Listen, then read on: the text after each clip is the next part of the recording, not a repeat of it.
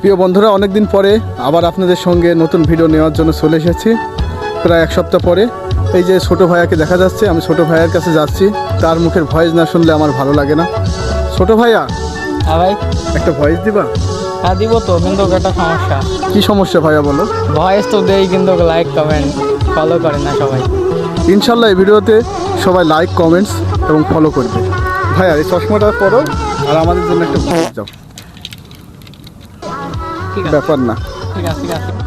হ্যাঁ, এবার ভয়েসটা দাও ভাইয়া প্লিজ। আমাকে অন্য কারোর সাথে তুলনা করবেন না। যে ভালো তার কাছে নিঃসন্দেহে চলে যান। আমি ভালো না, আর কিছু